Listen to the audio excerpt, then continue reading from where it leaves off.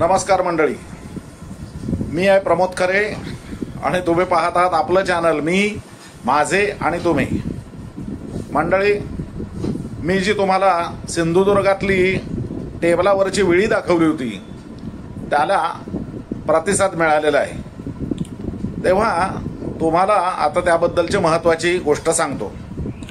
सिंधुदुर्गामध्ये skilled worker म्हणजे ज्याला कुशल कामगार म्हणतात ते कमी आहेत आणि त्यामुळे जे आहेत त्यांच्याकडून बाबापुता करून त्यांचा इगो राखून काम करून घ्यावं लागतं आणि त्यांची मजुरी खूप आहे. तर त्यामुळे या विळीची किंमत ही तुम्हाला जास्त वाटण्याची शक्यता आहे. जर तुम्ही सिंधुदुर्गातल्या म्हणजे अखेरीला आमच्या घरी येऊन जर ही विळी घेऊन गेलात तर ती तुम्हाला 3,500ला पडेल. आणि कोकण, ठाणे, मुंबई आणि पुणे या भागात जर तुम्ही कुठे असलात आणि तुम्हाला घरपोच हवी असेल तर ती विळी 5,000ला पडेल. इथे मी डिस्क्रिप्शन बॉक्समध्ये नंबर देतोय. त्या नंबरवरती तो जीपे नंबर आहे, त्याच्यावरती तुम्ही पैसे जमा करा आणि आपला पत्ता व्हॉट्सॲपवरती पाठवून द्या. तुम्हाला 15 दिवसांनी ती विळी मिळेल. तेव्हा मंडळी, आपला तोंडी लावण्याचा हा सीझन चालू आहे. आता तोंडी लावणी ही जी असतात ही काही प्लॅन करून करायची रेसिपी नाही आहे की बा आधी तयारी केली, बाजारात गेलं, सामान आणलं वगैरे वगैरे, असं काही नाही. जे आहे त्या वेळेला हातात मिळेल त्याचं जी गृहिणी असते ती त्याचं जे काही बरं वाईट करते ते तोंडी लावणं. तेव्हा आता आपण आमच्या सौभाग्यवती नीता खरे या आज आपल्याला कुठली तोंडी लावणी दाखवतायत ते पाहूया. चला. नमस्कार मंडळी, मी नीता खरे. आपल्या युट्यूब चॅनलवरती स्वागत आपलं. मंडळी, आज कसं आहे की यावर्षी आम्ही ठरवलंय दिवाळी गावाला साजरी करायची. तर आम्हाला आता उद्या निघायचंय दिवाळीसाठी. तर आज मी आमटी भात करणार. म्हटलं तोंडी लावायला काय करायचं. आणि कसं होतं, आपण कुठे जर 8-10 दिवस जाणार असू बाहेर तर शक्यतो दूध, दुभत, दही किंवा भाज्या फ्रीज मधल्या यांचा एक विनियोग करून टाकायचा, असं सगळ्याच गृहिणींचं एक कटाक्ष असतो. तर मी म्हटलं आज काय करूया विचार करत होते. तर फ्रीज उघडला आणि फ्रीज मध्ये मला एक वांग, नंतर थोडस सुरण आणला होता तो, असं मला दिसलं. तर म्हटलं चला आज आपण ह्याचे काप करूया. मग त्याच्या बरोबरीला मग बटाटा असतोच आपला. कांदे बटाटे सगळ्यांच्याच घरात असतात. तर एक बटाटा आणि एक कच्चं केळं असं त्याच्या बरोबरती घेतलं. कारण तुम्हाला म्हटलं आज जर एक तोंडी लावण्याचा हे दाखवायचं असेल तर मला ते फार छान होईल, म्हणून ते 2 पदार्थ आणि वांग आणि सुरण. तर आज आपण ह्या 4 वस्तूंची तुम्हाला काप करून दाखवणार आहे मी मस्तपैकी. मंडळी, फ्रीज मधनं मी तुम्हाला आता म्हटल्याप्रमाणे बघा, हे केळं, एक वांग होतं ते, एक बटाटा आणि हा सुरण मी आणला होता खरा भाजीसाठी, पण आता ते झाला नाही. आता तुमच्या समोर काप करणार. तर पहिलं आता मी हे 4 पदार्थ, त्याच्यानंतर आपल्याला काप करण्यासाठी लागणार आहे ते म्हणजे चण्याचं पीठ, थोडासा हिंग, तिखट, थोडीशी हळद आणि चवीपुरतं मीठ आणि ते करायला तेल लागणार आहे. हे एवढं साहित्य मी कापांसाठी घेतलंय. आता मी पहिल्यांदा सुरण आहे ना तो कापते, कारण ह्याला ना खूप माती असते, ह्याची साल पण खूप जाड असते. त्यामुळे आता आपण त्याची कापं करूया. मी तुम्हाला दाखवते कशी. त्या साली काढून घेतल्या आणि ह्याला धुवून घेतलाय. कसं असतं, आपण जेव्हा भजी बनवतो तेव्हा एकदम पातळ काप सगळ्यांचे काढतो, तुम्हाला माहितीये सगळ्यांना. पण काप करताना माहितीये ना, जरा असा थोडंसं जाडसर आपण हा तुकडा करायचा, म्हणजे तो शिजायला पण सोपा होतो आणि तोंडी लावणं आहे म्हणून तोंडाला पण तो छान लागतो. म्हणून एवढ्या जाडीचे काप आता मी या सुरणाचे कापणार. आणि मी इथे पाणी घेतलंय, ह्याच्यामध्ये ना कोकमाचा आगळ घातलाय, कारण ह्याला खाज असते सुरणाला. त्यामुळे आता मी हे तुकडे करून ह्याच्यामध्ये जरा घालून ठेवणार. आता जे आपण कच्चं केळं घेतलंय कापांसाठी ते आता मी चिरून घेते.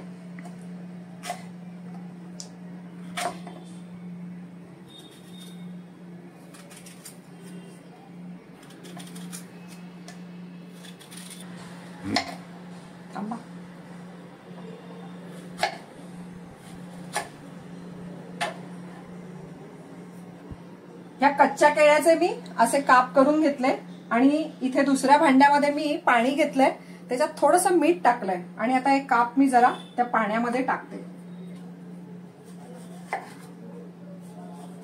या बटाट्याचे पण मी काप करून घेतले आणि हे सुद्धा आता मी या पाण्यामध्ये टाकते. त्यानंतर असलेलं वांग चिरताना आपण बघायचं किडलेलं आहे की नाही आणि मग त्यानुसार काप करायचे. मी आता याचे गोल करते का, हे बघा एवढ्या साईजचे.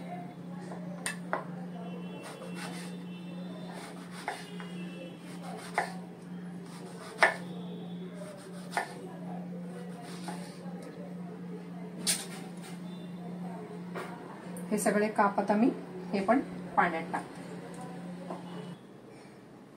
कापांसाठी मी जे मिश्रण तुम्हाला सांगितलं, चण्याचं पीठ, चवीपुरतं मीठ, हळद, तिखट आणि हिंग, तर हे आपण आता एकजीव व्यवस्थित कालवून घ्यायचं आणि जरा पिठाची टेस्ट पण बघायची की चवी बरोबर झालीये की नाही ते.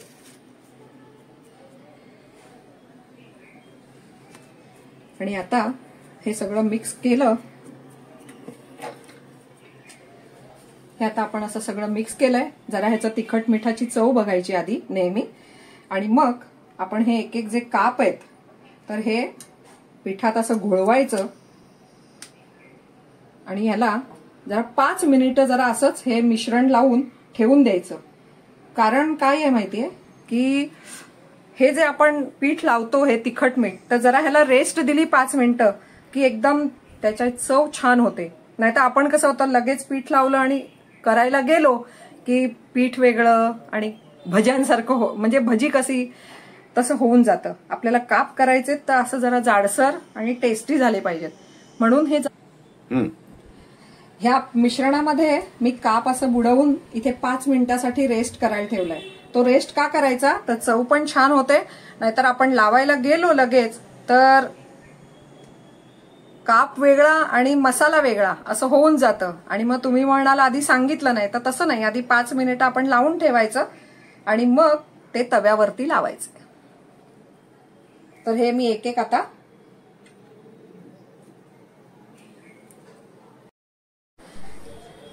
एक 10 मिनिटानंतर 5-10 मिनिटानंतर हे बघा, आता मी हे जे मिश्रण लावून ठेवलेलं हे छान असं कापांना लागलेलं आहे. आता आपण काप लावायला सुरुवात करूया. मी तुम्हाला सांगते, काही ठिकाणी कोकणामध्ये तांदळाचं पीठ, बारीक रवा आणि असं लावून सुद्धा मिश्रण कापांना लावलं जातं. पण आमच्या घरी चण्याच्या पिठाचंच लावलेलं काप खूप आवडतात, टेस्टी लागतात, जरा 2 घास जास्तच जातात. तर आता मी हे तेल आहे ते तव्यावर टाकते आणि त्याच्यावरती पहिले मी जरा सुरणाचे काप लावते, कारण ते ना थोडेसे शिजायला जरा वेळ लागतो.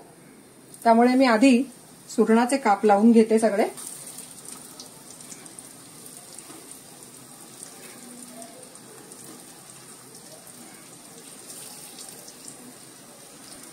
हे बघा, आणि थोडंसं अजून जरा तेल घालायचं.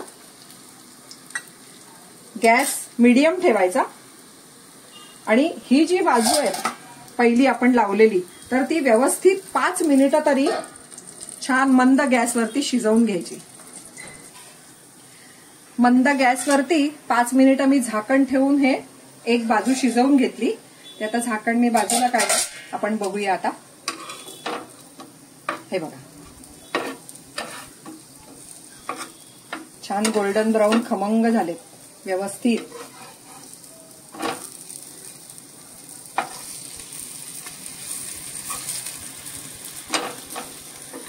आता ही जी दुसरी बाजू आहे त्याला पण जरासं 1 चमचाभर तेल छोटा घालायचं आणि आता हे पण शिजू द्यायचे जरा 2 ते 3 मिनिटं.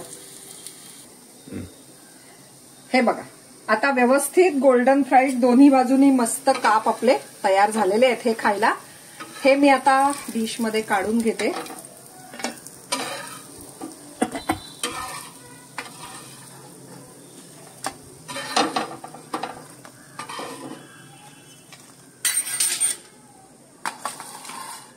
आणि आता हे पुढले जे काप आहेत हे मी तव्याला लावते.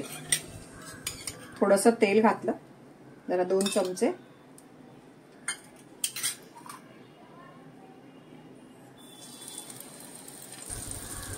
मंडळी, आता हे मी पुढले काप तव्याला लावले.